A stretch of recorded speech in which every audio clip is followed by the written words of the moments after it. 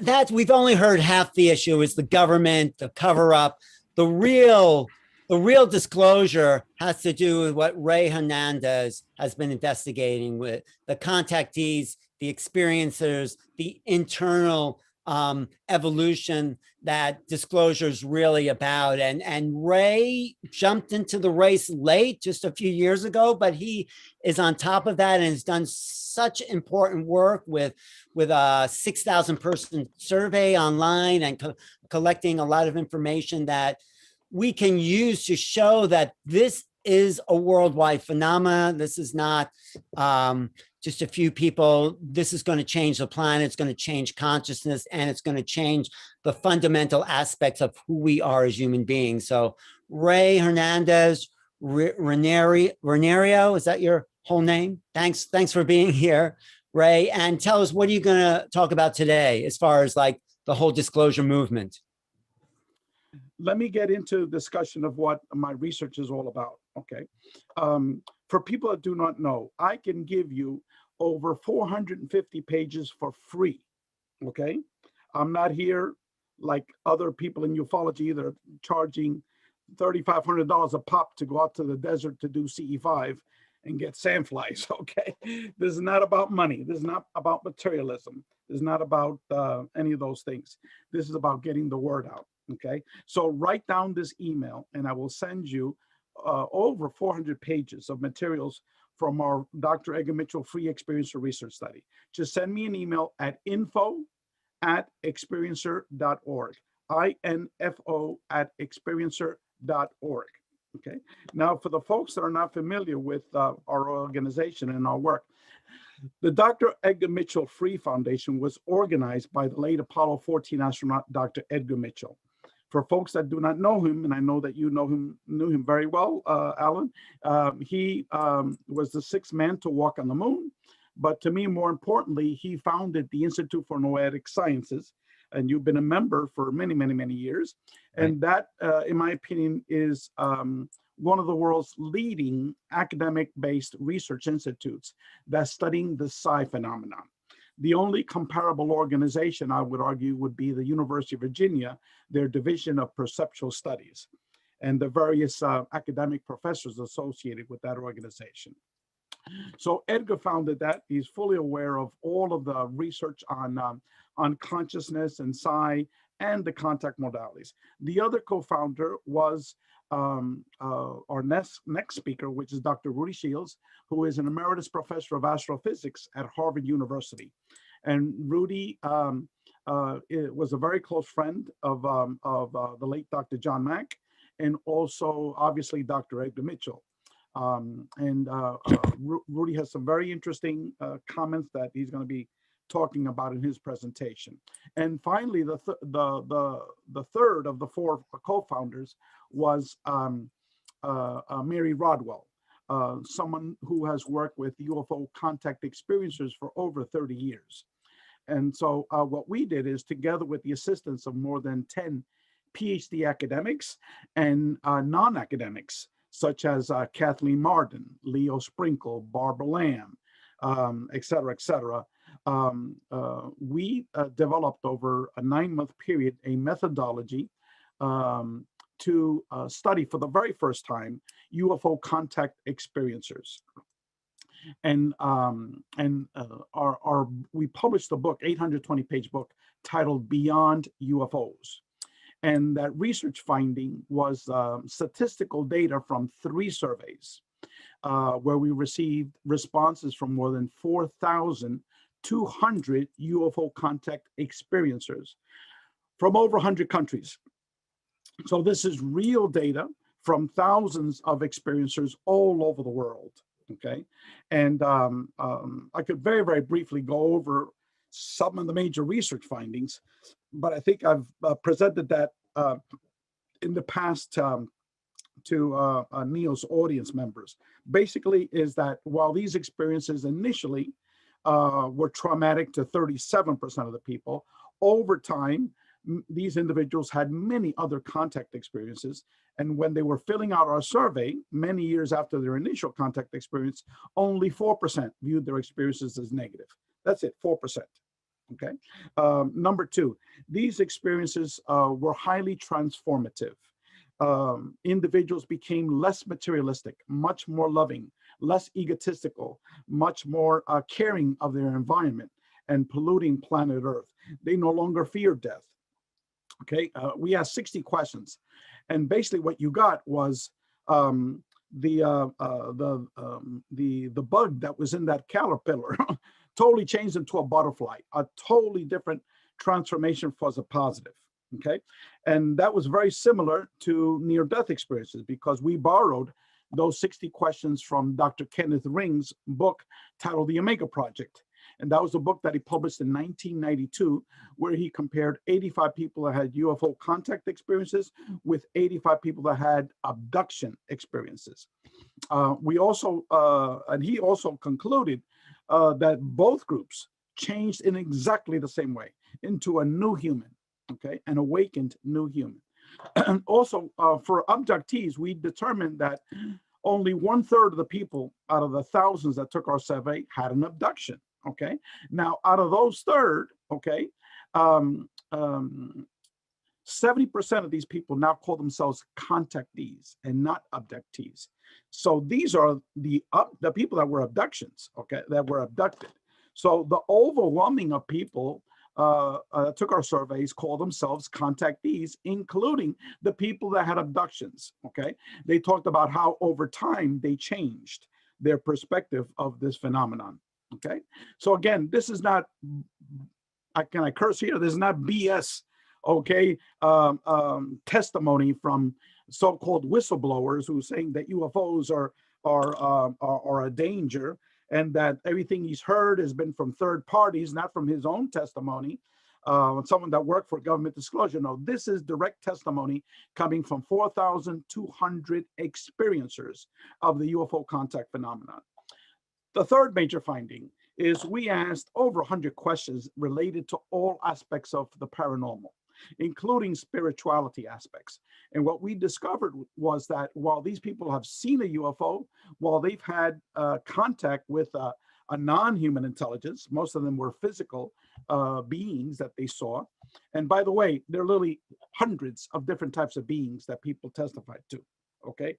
Hundreds. And again, that goes back to a very complicated discussion whether what they're seeing are actual hundreds of beings from hundreds of different planets, or whether this is something, as Jacques Vallée said, something a little bit more complicated, something that's consciousness-based, something that's holographic projections, okay? And that's the perspective of our organization. Regarding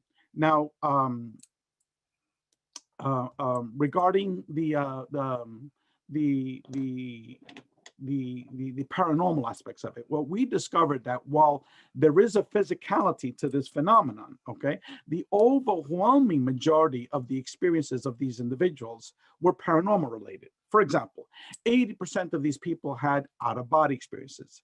37% had near-death experiences. 66% saw ghosts or spirits, what are considered deceased people. Another 60% saw orbs, not in pictures, but direct physical orbs.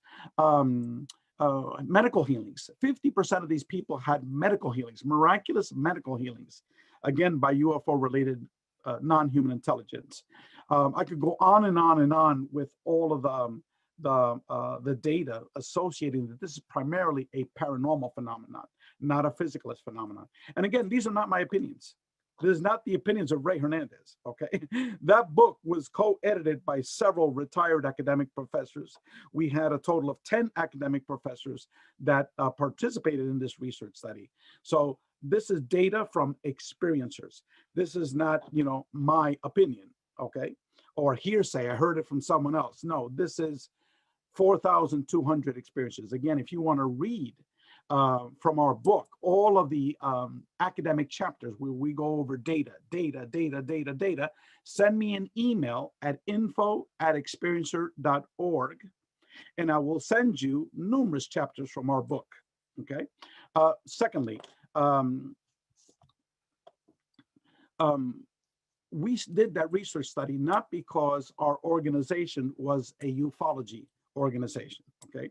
We really have no interest in interest in what you had discussed with the previous author, okay? Nuts and bolts materialist ufology, okay?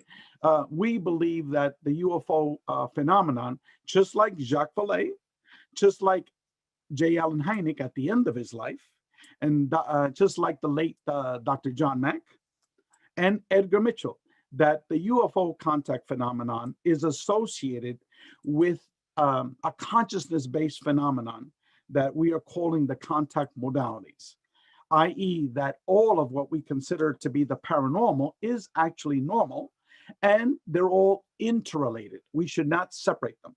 You know, here's the UFO box, here's the NDE box, here's the OBE box, here's the remote viewing box, et cetera, et cetera.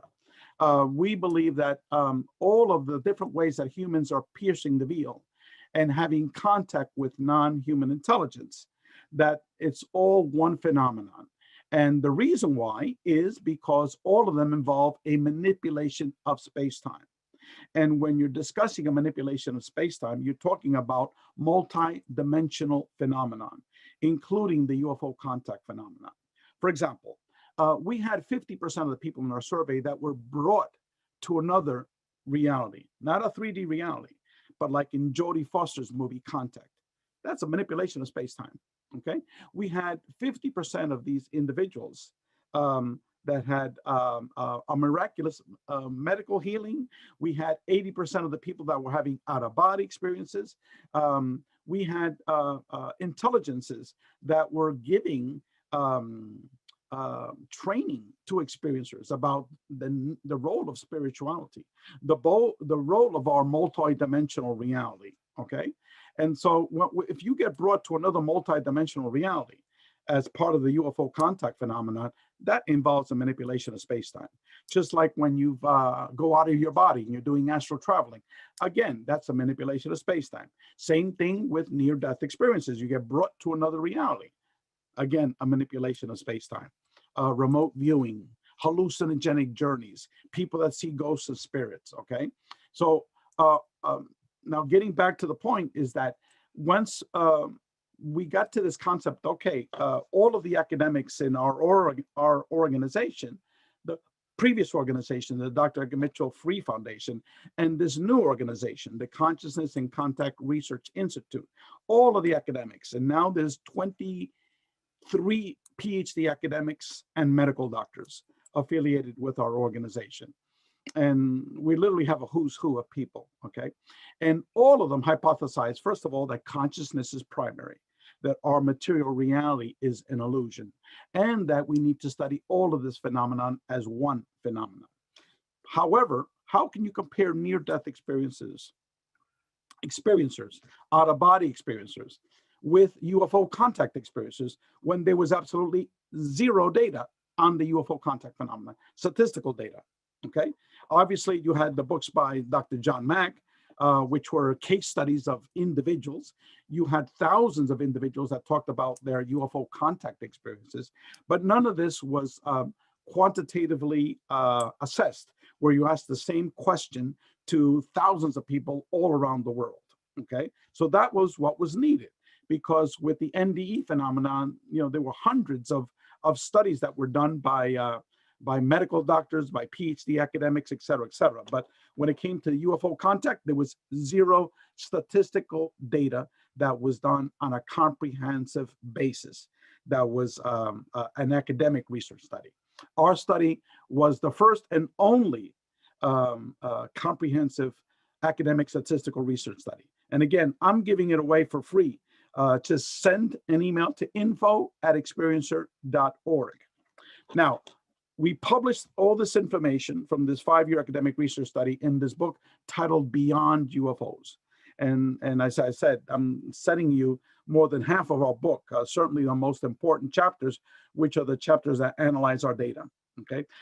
Secondly, we then developed a new organization that because the Dr. Edgar Mitchell Free Foundation was being branded as a ufology organization, which we never were. That was never our intention. But whenever anyone mentioned our name, they said, oh, the Free Foundation, they're studying abductions. And I cringed. I said, we never studied abduction. That wasn't our focus. Yes, abduction was part of the component, but it was a very small component, okay? It was much more comprehensive than that. So we rebranded ourselves as the Consciousness and Contact Research Institute, and we're focusing on the comparative contrast analysis of experiencers of all of the contact modalities. What are the similarities and differences between people that have had near-death experiences, out-of-body experiences, UFO contact, remote viewers, astral travelers, people that have had hallucinogenic journeys, people that see ghosts and spirits. That's what our organization is doing. And to introduce this topic, we're going to be publicizing a 4-volume book. Each of them is going to be very, very thick book. Volumes 3 and volumes 4 are going to be free to the public. Again, free to the public. Okay. Whatever Amazon charges for a Kindle, that is what it's going to be sold at, the cheapest price. And it's going to be, we're going to try to put the 2 volumes, volumes 3 and volume 4, in one book. So if it's $5, then that's what it is. It's $5, whatever Amazon charges the minimum price for that. And volumes 1 and 2 are going to be theoretical in nature. And it's literally a who's who. Alan, you might know many of these names. Is there a way that I could bring up my screen, like a share screen? Yeah, go for it. You can click share screen. Okay, share screen. All right. Let me, okay, let me go up. I just want to say, Ray, your work is some of the most important in the contactee field. So thank you for this intense investigation. Well, what it is that no one has done this before. And Exactly. to me, can you guys see that screen in front of you? Yes, well, I can see it. Great. Yes. Okay, good. So we're going to have 4 volumes. The first 2 are theoretical in nature. Volumes 3 and 4 are experiencer chapters. We have close to 80 experiencers that are writing about their own experiences. And this is not just someone that has seen a UFO, someone that's had an NDE. No, this is someone that has had several NDEs, have had out-of-body experiences, have seen Sasquatch, have seen 12 UFOs. That's our medical doctor, Dr. Melinda Greer. She's a pediatrician. Okay, she's had everything in the kitchen sink. And so now she's 60, almost 60, she's 64 years old. Now it's time for her to come out of the closet. And there are literally tons of people. Many of them are professionals, people with advanced degrees that are coming out of the closet, that are writing their experiences. So these are individuals that have had more than 3 of the contact modalities, not just 1 or 2. These are major experiencers. But let me focus on volume 1, okay? People here might know Dr. Jeffrey, I always mispronounce his name, Kripal. Kripal, I think it's Kripal. That's what it is, Kripal. Sorry, I always screw up his name. Apologize, Jeffrey. Jeffrey is an experiencer. He's also the chair of the Department of Religion, and now he's one of those associate deans for humanities at Rice University, which is a very prestigious academic university. He's written tons of books on the paranormal. One of his last books was a book that he co-wrote with Whitley Strieber. And so he's writing the prologue to our book. I mean, you can't get any bigger than that, okay?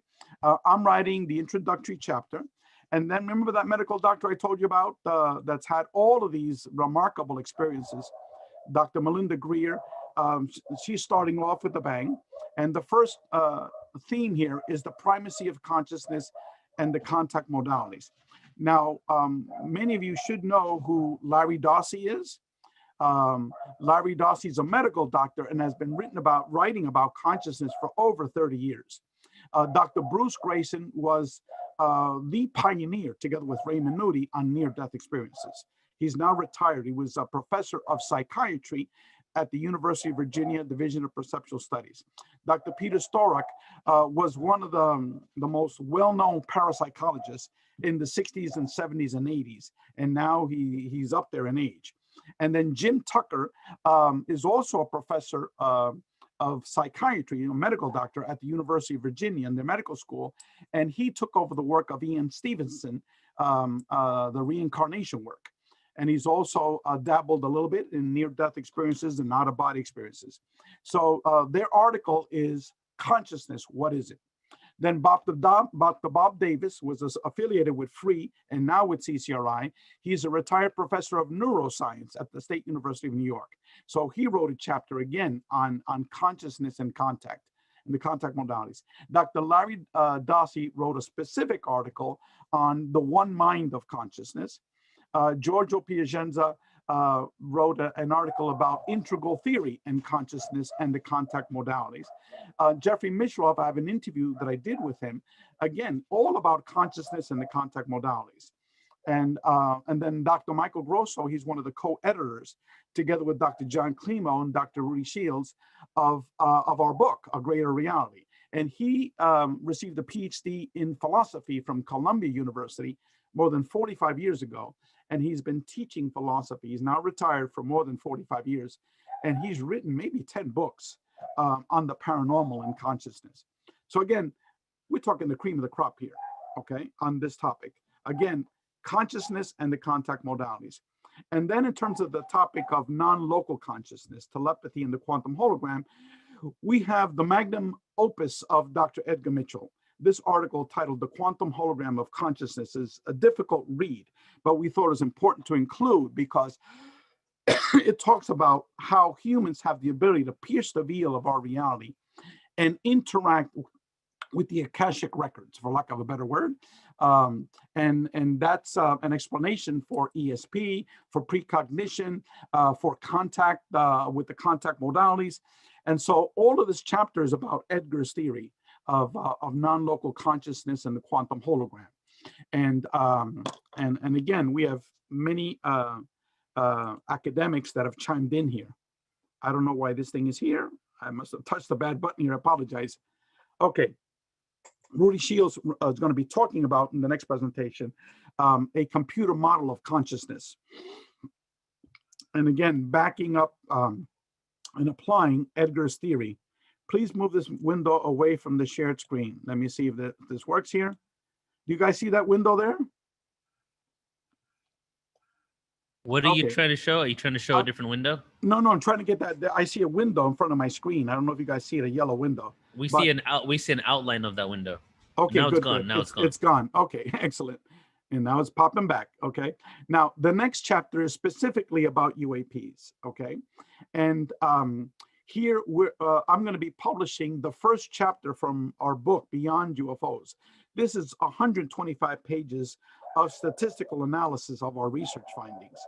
Brad Steiger, before he passed away, he sent me 2 articles. We're going to be publishing those 2 articles. One is 17 Theories of UFO Contact, and another one, his analysis of the Free Experiencer Research Study.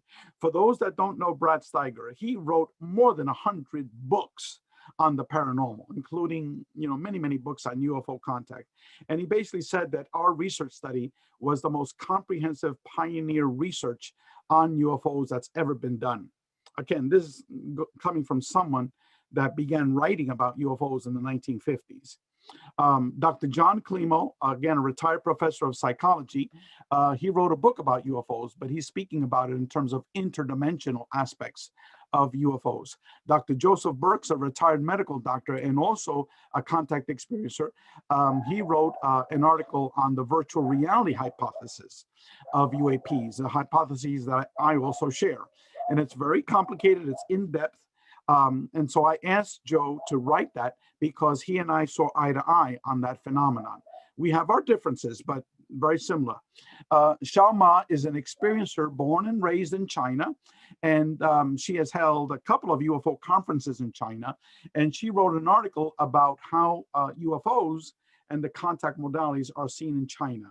Brent Rains. Wait, I just want to say about Shama, she said it was very dangerous to be a UFO researcher in China. She had to move to Australia because they don't have the same freedom. She was living in Australia when she was conducting these conferences, but I won't go into the details of that. But yes, right, Shama's been a very close friend for many years, and we frequently communicate.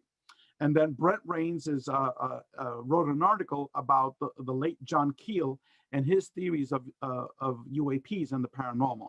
Now, Dr. Massimo Teodorino is a professor of astrophysics at the University of Bologna in Italy. And again, just like Rudy, this is a real professor of astrophysics, and he wrote an article about the science of UAPs and UFOs and the contact modalities. Dr. Charles Emmons is a professor of sociology at Gettysburg College in Pennsylvania, and he's been researching UFOs for, again, more than 35 years. And he wrote an article about the relationship between UFOs and consciousness. Dr. Michael Grosso, who I mentioned to you before, the retired professor of philosophy and one of the editors for our book, he wrote an article discussing UFOs in the context of psychical research and religion. And Dr. John Alexander wrote an article saying that UFOs should not be seen in isolation. They need to be seen as part of the wider contact modalities. And then I had a very interesting interview with George Knapp, which we transcribed. And George Knapp is like, believes just like Jacques Vallée, okay, exactly. He also believes, like all of the researchers in our organization, that consciousness is primary, okay? And again, here's a man that's been working in this UFO field, you know, from the mid 70s, I would say, or early 80s. And here he's done a complete twist against materialism, okay? No one knows that about George Knapp. Very few people actually know that. So if you want disclosure, listen to that George Knapp interview. He's a man that's been on the radio on coast to coast for you know, many years, and you'll see he's not a materialist. Okay, consciousness is primary. He also believes in the integration of the contact modalities. Also, Jacques Vallée. Okay, his viewpoint. We also have various articles on near-death experiences. We have an interview with Raymond Moody, the Dean of Near-Death Experience Research, Dr. Jeffrey Long, who is now the leading researcher on NDE research. He's published 3 books on NDEs, and now that he's retiring, he's going to become much more heavily involved. And Jeffrey, Dr. Rudy Shields, and myself are the 3 directors of the CCRI Research Institute. So we have an astrophysicist, we have one of the pioneers and leaders of NDE research, and myself directing a team of over 20 PhD academics and medical doctors. Now, out-of-body experiences, we have a monstrous article that was written by Julia Sellers. Very detailed, very lengthy, very comprehensive, and which is an overview of OBE research. And then Gary Schwartz was a tenured professor at Harvard University, then became a tenured professor at Yale, and now he's affiliated with the University of Arizona, and he's been doing some pioneer work on consciousness and survival research. And he wrote a chapter specifically on that topic. Eric Olet is a professor in Canada, and he wrote a chapter about Marian apparitions around the world. Paul Eno, I consider him the world's leading authority on ghosts, poltergeists, parasites. Okay. Again, this is a very scholarly man, well read, and has been in this field for over 40 years. So he wrote a book, a chapter on those topics. And then Reverend Michael Carter, major experiencer, he's written a chapter on contact and the spiritual transformation that takes place upon contact. Not only UFO contact, but contact with almost all of the contact modalities. And then we have 2 articles by a professor at the Johns Hopkins School of Medicine. This is a tenured professor of psychiatry. Okay, he's been doing research on DMT and psilocybin for many years now. And so we're publishing 2 of his articles. One is how people are transformed by these experiences for the positive, how people are having remarkable changes in terms of depression, their outlooks, their addictions. And the other one is the types of beings and intelligence that people are interacting with under these influences. And so the next chapter, chapter 8, I'm writing a chapter about the future research of the CCRI organization. So you get to see what we're going to be doing in the future. And Dr. Raul Valverde, who's a professor of information sciences in Canada, and Chet Swanson, a colleague of his, they have Dr. Jeffrey Long's data on NDEs, OBEs, and also our free data. What Raul, and he's a member of the CCR Research Committee, what he's going to be doing is doing a statistical analysis, starting off with a qualitative analysis of NDE experiencers, OBE experiencers, and UFO contact experiencers. Okay, and there is a proposal of the methodology so people can understand the complexities of what we're going to be doing as an organization. And then for our conclusion, we have Dennis Briefer, who used to be the director of the John Mack Institute. After John Mack passed away, he wrote a chapter about consciousness and the contact modalities. Dr. Gary Schwartz, again, the professor at the University of Arizona, one of the leading scholars on consciousness and contact, he wrote an article on post-materialist science, which is basically what I've just said. Stephen A. Schwartz is one of the leading pioneers in consciousness researcher. I would say that he started the art of remote viewing, even before coordinate remote viewing that Ingo Swann developed. He started that before that. And he's also an experiencer. And he wrote an article titled Kuhn and the Merging Paradigm of Consciousness. And then finally, our very own Dr. John Klimo. First of all of these people that I mentioned, they're all part of the CCRI. Every single one of these people. Okay. And then Dr. John Klimo is a retired professor of psychology, was the first academic that we brought in to the Free Foundation. He was the co-chair of the research study, the UFO contact experiencer research study. And so, and he's also with CCRI. And unfortunately, he just had a stroke. So if any other people there can do any healing, any Reiki individuals, bring up a picture of Dr. John Klimo and give a prayer and do some healing for him. Dr. John Klimo wrote a chapter on how the fields of psychology and psychiatry have to change to accommodate the experiencers of the contact modalities. Because you go to a psychiatrist, they're going to pop you pills, okay? They're going to make you comatose, so you don't get these experiences anymore, or you forget about them. And you go to a psychologist, and they think you're crazy, you're nuts. You know, they refer you to a psychiatrist to get medications. So John wrote a very, very lengthy piece. It was over 60 pages, very, very detailed, very authoritative, of how we need to change this whole paradigm of how we view contact with non-human intelligence. So and this is the cover of our book. The title of our book is A Greater Reality, the New Paradigm of Non-Local Consciousness, the Paranormal, and the Contact Modalities. I apologize for having this thing here in this screen here. I don't know why it's there, but you can see here is the Da Vinci's Vesuvian Man, embraced in like an angelic halo, being transported up. We have here the four major contact modalities, which are near-death experiences, out-of-body experiences, UFO contact, and spirits. And if anyone is clever enough to figure out what does NOUS stand for, okay, look it up. It's a Greek word.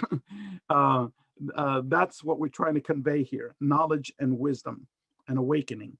And these are some of the other contact modalities: contact with perceived angels, non-human intelligence, hallucinogenic journeys, remote viewing, contact via prayer, telekinesis, meditation, apports, intuition, lucid dreams, on and on and on. CE5, which I prefer, HICE, which is human initiated contact experiences, energy healing, channeling, automatic writing, post-death communications, et cetera, okay? And so this is going to be the front cover of our book. All of the contact modalities and the paranormal aspects are being sucked into a giant black hole. As you can see, these are binary numbers, zeros and ones, which stands for information. They're all being sucked into the black hole, and that's where what we know as Einstein's physics and quantum physics break down, and these might be portals into new dimensions, new realities. And so these are the four co-authors, as you can see: myself, Dr. Rudy Shields, Dr. John Klimo, Dr. Michael Grosso. And these two websites will be unveiled on October 1st. That's the date that we're going to be unveiling our book, which is experiencer.org and consciousnessandcontact.org. Again, they're not open yet. They're being developed now. On October 1st, we will unveil them. And my email, again, to request all of this information, okay, that I just told you about. I'll give you hundreds and hundreds of pages for free. It's info@experiencer.org. info@experiencer.org. And now I'm open to questions. And Okay, let me sharing. see in the chat. If you have a question for Ray Hernandez, was put it in the chat or come Or on. if you have any questions, Alan or Neil. Well, the question is, you don't talk, do you talk a lot about remote viewing? Because I've been studying that, and that's very much in line with this whole idea of expanded consciousness. Well, we don't have any formal articles that presents the topic of remote viewing. I should write one. Okay, never mind. Then you should write one. We can chat off screen on that. Okay. But basically, we do have Dr. John Alexander, who is the past president of the International Association of Remote Viewers, and he's been the past president on several occasions. Mhm. And then we have various individuals that that participate in it, not coordinate remote viewing, Right. but in terms of the non-coordinate remote viewing. As a matter of fact, Stephen A. Schwartz is the godfather of that, and in his article he talks about that. So yes, they're included in several of the articles, this whole topic.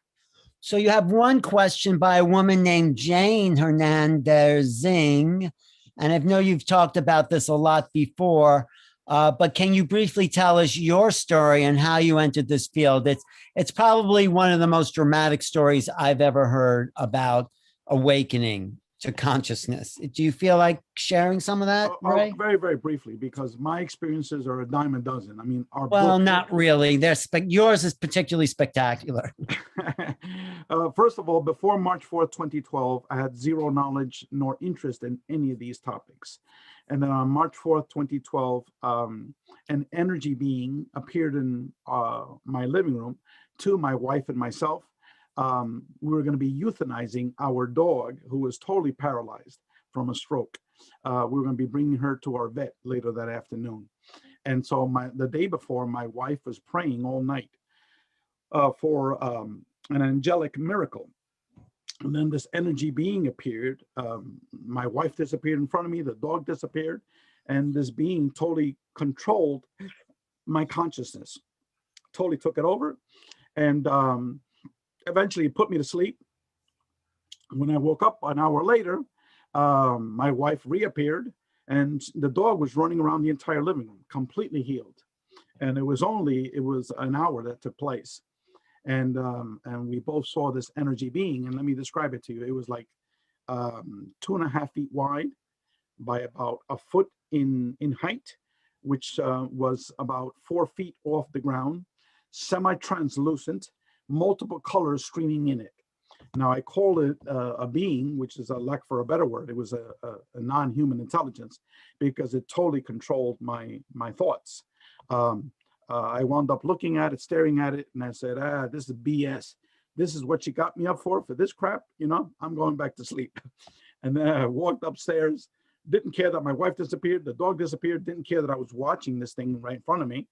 And then I put my hands on my chest, and boom, I was knocked out. And then when I woke up a minute later, I had my thoughts back. I had my consciousness back. And then after that, my wife began to pray at night, and she would see these huge UFOs, very up close. And then I did it 6 months later. And boom, this huge UFO appeared to my daughter and myself and these 3 friends. And after that experience, it was like 4 years of nonstop paranormal experiences. Wow. So that's how I got into it. No, it's great. So, I've heard you talk a lot of times, and many people have talked, but I'm still missing the connection between these hardcore UFO, maybe ETs, and the consciousness aspect. We don't have quite the bridge between the paranormal and what these ETs are about. Are they a part of a paranormal world, or are they what's your theories about that relationship? Okay, that my theories is that the intelligence that we're interacting with, just like Jack Valet, okay, and just like John Mack was getting to, and the late J.M. Hynek was moving towards, and Edgar Mitchell towards the end of his life, is that we're dealing with an intelligence that is both has a physical aspect to it and has a non-physical aspect to it, a conscious aspect to it. You have to think, if the human population survive, and that's a big if, okay, and you extend it out 1,000,000 years in the future, which is a drop in a bucket compared to the age of our universe. And if we are able to tap into the information fields, we're able to tap into precognition, perceive things that are going to happen in the future. If we're having all these paranormal experiences because we're tapping into that via what Edgar calls non-local consciousness. Imagine an intelligence that has 1,000,000 years of evolution on us, okay? So we could be talking with a population that is actually multidimensional, that is consciousness based. And that's what the data suggests in our free experiencer research study, that we're dealing with an intelligence that's able to manipulate space and time. And as Jacques Vallée has said numerous times, if they have the ability to manipulate time, clearly they're multidimensional in nature, and clearly they could be projecting images to what we're seeing. Okay, because like Jacques Vallée has stated, okay, our data has suggested there are literally hundreds and hundreds of different types of beings that people are seeing. So you could take a perspective that these are, 1,000 different beings from 1,000 different planets, okay, or you could take that it's something a little bit much more complicated, like Vallée has talked about on numerous occasions. So that's what I think is taking place. Right. Now, again, this is the data from our free experiencer research study. And if people try to understand what I'm talking about, you need to review that data. And what our book is talking about is putting the theoretical construct to it, okay? Right. When you're having 50% of the people being brought, like Jodie Foster, to a matrix reality, there's a UFO-related type of experiences, okay? Mm-hmm. What does that tell you, okay? When you have a being that here we are, not being, I don't like that word, an intelligence, that all of a sudden Ray Hernandez is calling it down for 15 minutes and this huge object appears, okay? Right. Which was not physical. It was comprised of hundreds and hundreds of lights, like 30 feet away from you. And that's happened numerous times, okay? So what is it that here we are as a human making a projection, and 15 minutes later, these objects, these projections show up, okay? This when they're able to get into my mind, and I said, you better come up with some better shit than this because my friends don't believe you. And all of a sudden, that image that I was seeing totally changed, okay? So here is Ray Hernandez saying, look, man, what you're projecting ain't working, Give me some good stuff. Give me the good stuff, Boom, they give it to you like a projection, okay? Totally different. So when they put thoughts in my head, when I saw that object for the first time, Daddy, you and Mommy have seen UFOs. Next time you guys see it, you call me, Daddy, right? Don't forget. So what they were able to do is go into my memory banks, my consciousness, extract the database, because there's all data, there's all information of my daughter's voice pattern. They re-scrambled it, put a sentence, and put it back in my brain. So Ray Hernandez now thinks, my daughter wants to see it. My daughter wants to see it. You understand? That's how this is all consciousness-based. That's why it's all multidimensional in nature.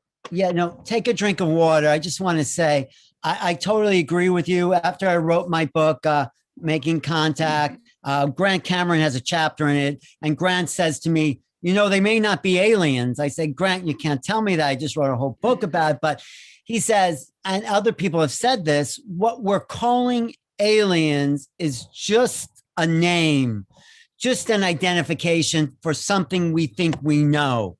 We probably cannot conceive of what these beings really are, who they are, where they're from, what they know. They are so far beyond the limited scope that we've been exposed to. So it's like I say this, it's like your dog or cat thinking they know what you're doing at your computer. Yeah. Let me just say that this man here, Jacques Vallée, okay? Many people here don't know who he is, okay? He's ostracized himself from ufology. He also agrees with me. No, he's one of the godfathers of ufology, I think. No, he's the godfather of ufology, but he has purposely deleted himself from what is commonly called materialist ufology. Okay, his most of the people in ufology do not understand Jacques Vallée, okay, because they never read him. Okay, Right. now what I encourage people is to take a look at this book. That's just one book, Dimensions. Okay, there's another book, Passport to Magonia. Okay, now there he'll present the hypothesis that I just stated and what Grant had alluded to. Okay, Right.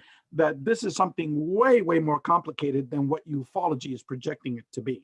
Now, That's this is a man who's the godfather of ufology, together with J. Allen Hynek. Right. They Now, work together. Yeah. J. Allen Hynek, towards the end of his life, went in that direction as well, Right. in terms of a post-materialist perspective of UFOs. But yet, people don't know about that. They would rather listen to all these materialists talk about, crash sites, Rendlesham Forest, about, Roswell. This is the trend in UFO studies now, is towards the consciousness level. And I think you're leading the way. We're going to bring on Rudy Shield, but I just want to say my favorite line about Jacques Vallée, I'm sure you've heard it.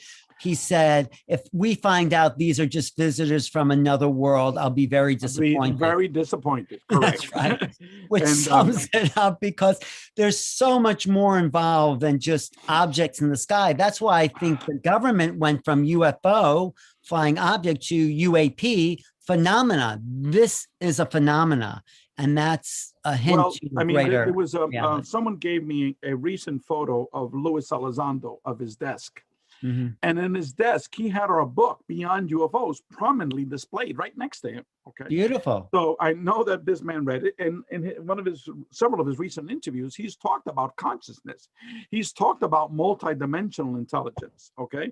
He doesn't refute to them, as like aliens, or ETs, he's beginning to talk about a much more complicated, higher order way of thinking about this phenomenon. Right. And so that to me is the way to go. And so what our new book, A Greater Reality, is going to be presenting. We're laying the theoretical construct and the praxis, which is what the experiencers of the major contact modalities are saying. And again, if you want to get information about our first book, hundreds and hundreds of pages, including a peer-reviewed academic research paper that Rudy and I jointly wrote, together with Bob Davis and a PhD statistician, Dr. Russell Scalpone, send me an email at info@experiencer.org. And I'll also send you information about our new book that describes the reasoning for it and the whole hypothesis for it. Hey. And Rudy has a chapter in here. Well, we're going to bring Rudy on. Ray, thanks for all the hard work, and the very important studies as we move forward in validating the contact experience.